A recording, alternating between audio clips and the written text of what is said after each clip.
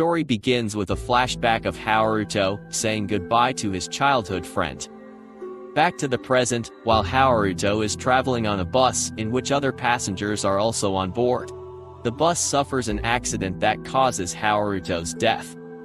When Haruto reopens his eyes, he has become a child without knowing where he is. Outside we are shown a large city with great walls. He now calls himself Ryo, a young man from the slums of the Bertram Kingdom. Ryo finds himself confused with memories of two different people in his head, wondering if he has gone insane. Just then some adult men arrive carrying a sack of unknown contents. While searching for food in the bushes, Ryo organizes the memories in his mind. His memories have merged with Haruto's, a young Japanese man in his 20s. At that moment he encounters a group of girls, who ask him about a missing girl while looking down on him. One of the girls, who introduces herself as Celia, politely asks Ryo about the missing girl, to which he replies that he knows nothing. Before leaving, Celia gives him some money for the information. When he returns home, he is suddenly attacked by a masked man. When he is about to be killed, a pink-haired girl appears and teaches him how to use his mana. Using his mana and memories of his previous life, he manages to defeat the masked man.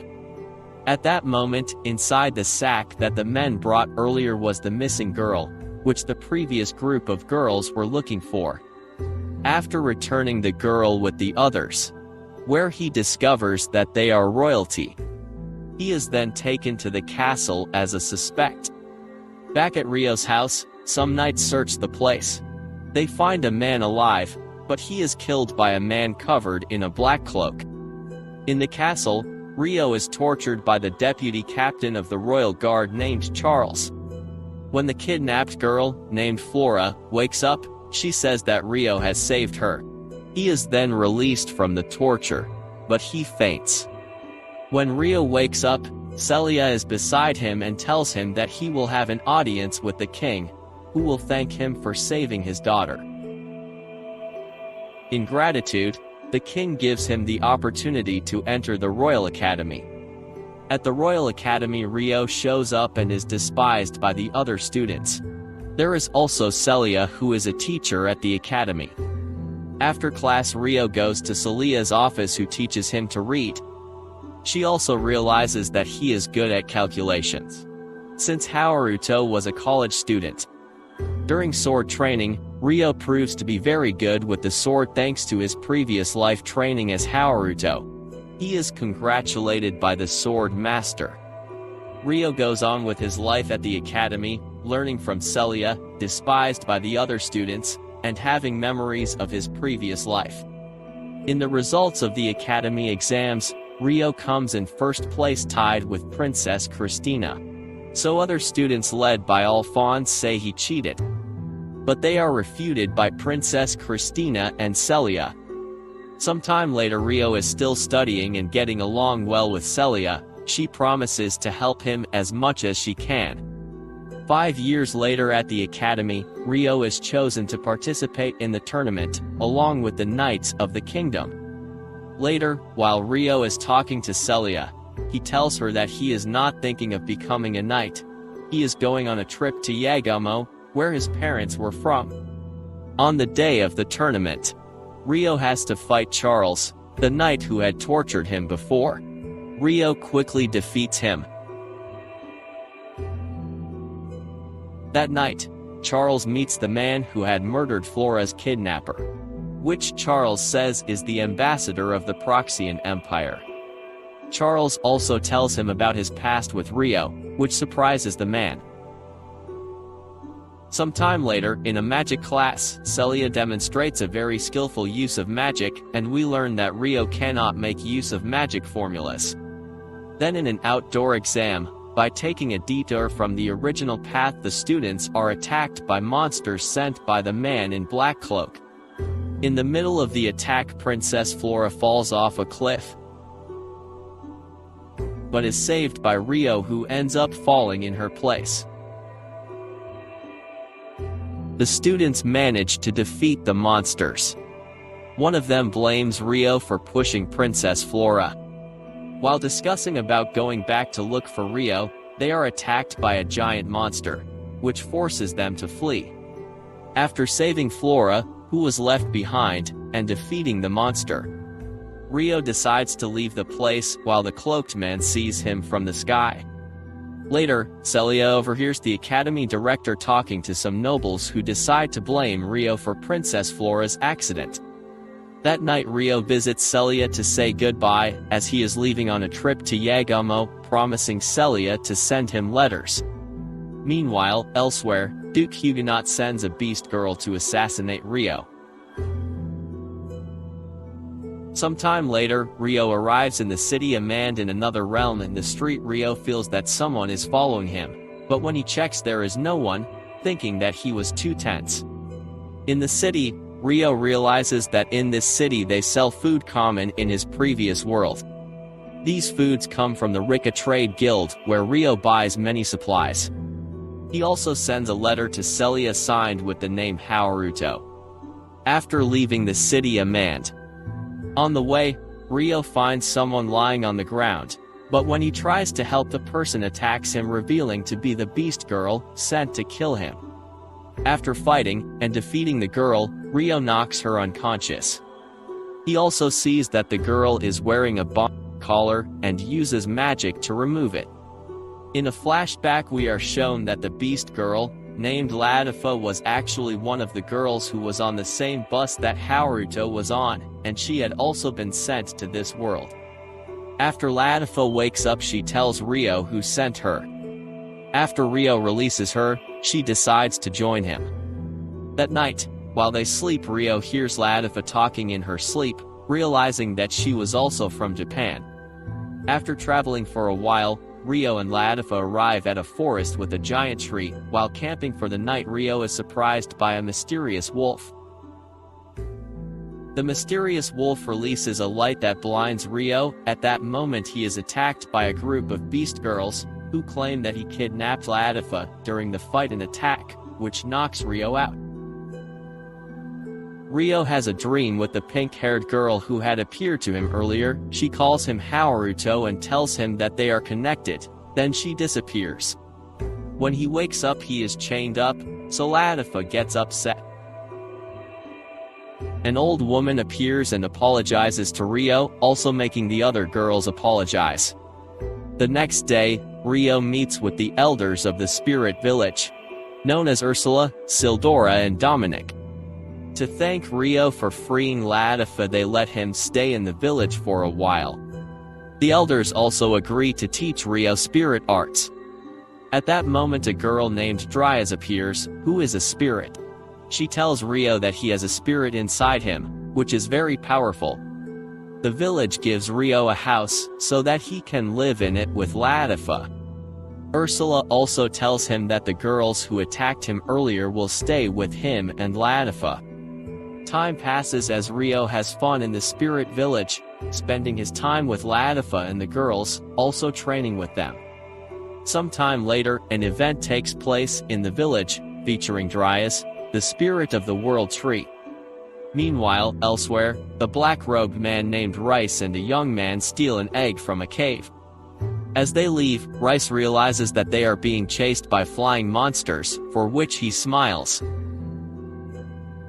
At the event that takes place in the village, Rio is recognized as an ally of the village, while Latifa is recognized as an inhabitant of the village. Rio and the girls have fun at the party. Afterwards, Rio talks to Ursula about how he would soon leave town and he would also leave Latifa in town. Elsewhere, Rice tricks the young man into taking care of the egg while he leaves, knowing that the monsters are coming for the egg. Rio and Latifa walk through the forest, then Rio tells Latifa that he will soon leave town and that he cannot take her with him. Latifa is saddened and runs away to the forest. The elders realize that something entered the village barrier and send the girls to investigate. Elsewhere, Rice takes advantage of the monsters chasing the young man to steal monster eggs in a cave. The girls find the young man nearby, and he flees, but is attacked by the group of flying monsters called Wyvernars. Rice kills the young man, he falls near Latifa and the egg breaks. So the wyvern attacks Latifa. Sometime later, while the girls are fighting the wyvern, Rio arrives to help. Rio fights the wyvern and defeats it quickly. After the fight, the girls thank Rio for his help. The next day, Rio talks to Latifa and explains why he is going to Yagumo. He also tells her that she is his little sister. Latifa tells Rio that she was from another world, to which Rio says that he is too. On the day of Rio's departure, the elders give him many farewell gifts, among which are a sword, a black cloak, and a magical artifact for storing things. After saying goodbye to Latifa, Rio flies away. Elsewhere, Celia remembers Rio and wonders if he is well since she hasn't received any more letters from him. Rio arrives at Yagumo's land where he meets Ruri and Sayo. Ruri and Sayo take Rio to the house of the village head woman named Yuba. After talking to Yuba about her parents, she tells him that she is Rio's father's mother and Rio's grandmother. She is also Ruri's grandmother. After visiting Rio's parents' grave in the village, Yuba tells Rio that he can stay in the village to learn more about his parents. Sometime later, Rio meets Sayo's brother Shin, who takes Rio hunting. Shin realizes that Rio is more skilled than him, so he doesn't like Rio. Rio spends his time in the village helping the villagers with work and training. One day, a man named Gon arrives in the village, who annoys Ruri and Sayo. He also fights with Shin. Shin asks Yuba to let Sayo stay at his house so that she will be safer. Yuba asks Rio to help guard a caravan going to the royal capital, to which Rio agrees. That day, the tax inspector also arrives to collect the village taxes. One night, while Ruri and Sayo are sleeping, they are attacked by Gon, who tries to abuse them. However, they are saved by Rio, who beats Gon almost to death. He is stopped by the prosecutor inspector named Hayato. Rio also has a flashback of the past that upsets him. The next day, Rio apologizes for the trouble he caused, but Yuba says he did it to protect Sayo and Ruri. He doesn't need to apologize. On the day of the caravan's departure to the royal capital, Yuba sends a letter to someone named Gouki in the royal capital. Rio, Sayo and Shin will also go to the royal capital with the caravan. In the royal capital, Rio, Shin and another hunter go to a noodle restaurant. Outside the restaurant, Shin thanks Rio for saving Sayo from Gon. Sometime later, while Rio and Sayo are shopping on the street, they encounter a disturbance caused by some men who want to kidnap a girl. Rio takes action by defeating one of the men and saving the girl. Later, elsewhere, Hayato and Gouki talk about the kidnapping attempt, and Hayato gives him the letter that Yuba sent to Gouki. The content of the letter surprises Gouki a lot. Afterwards, Rio receives a visit from Gouki, Hayato and Gouki's wife. They explain to Rio that Gouki and his wife were servants of Rio's mother, who was part of the royal family. They also explain that Rio's father was a guard for his mother before they fell in love. Due to an accident, Rio's parents were forced to escape from Yagumo with the help of the king. Gouki requests Rio to meet with the king, to which Rio agrees. The next day, Rio meets with the king and queen, who are happy to see him. Douching the conversation, Rio tells them how he lived with his mother from a young age, and how she was killed by a man named Lucius in front of his eyes. Rio says that if he encounters Lucius again, he would take revenge on him. The king tells Rio that Lucius must be very strong, and he asks Rio to have a fight with Gouki. Rio has a fight with Gouki where he demonstrates his sword and magic skills by winning against Gouki. When they return to the village, Rio visits his parents' grave, saying that he doesn't want to run away anymore. Sometime later, one night, talking to Ruri and Yuba, Rio tells them that he will soon leave the village. Days later, Rio also tells Sayo that he will leave the village after the harvest, which greatly saddens Sayo. Shin finds Sayo crying at home, and runs to Yuba's house to beg Ryo to stay in the village. After apologizing for her brother, Sayo begins to train her body and spiritual arts to become stronger. Time passes quickly. The day of the harvest festival, everyone was having fun, including Gouki, who was fighting with the men of the village. Sayo calls Ryo to a separate place, where she declares her feelings to him. Ryo rejects her. On the day of his departure, Ryo says goodbye to Yuba and Ruri. At the entrance of the village, he meets Sayo, who wishes him luck and tells him that she will continue to work hard. Ryo returns to the spirit village, where he meets with the elders, and asks them if they can make a portable house to store his dimensional artifact, to which the elders agree. The next morning in the spirit village, when Ryo wakes up, he finds a naked pink-haired girl asleep next to him. Ryo's scream alerts the girls, who see him with the naked girl hugging him. The girl claims to be the spirit that had been inside Ryo. She also knows all about Ryo. As the girl has no name, Ryo names her Asia. Ryo takes Asia to meet the elders and Dryas. Asia says she is good at using all the elements, so Dryas asks her to have a fight with Ryo to see her skills. Ryo and Asia have an intense fight. Due to the great power released in the fight, Dryas stops them. Ryo and Asia hang out in the village. While Ryo waits for the portable house, Asia trains with Dryas to master her spirit power. The day Dominic finishes the portable house, Ryo says he will leave in 2 days. Sarah requests Ryo to spend a little more time with Latifa. That night, while Ryo takes a bath, Latifa arrives to join him. They talk about their life in Japan and the bus accident. On the day of Ryo's departure, the elders give Ryo new gifts, a teleportation device and an earring that changes the color of his hair. After saying goodbye to the townspeople and Latifa, Ryo and Asia leave for Bertram. In another place, while Celia looks at the letter sent to her by Ryo, at that moment Charles arrives and talks to Celia. In the capital of the kingdom of Bertram, Ryo dyes his hair white, so as not to be recognized.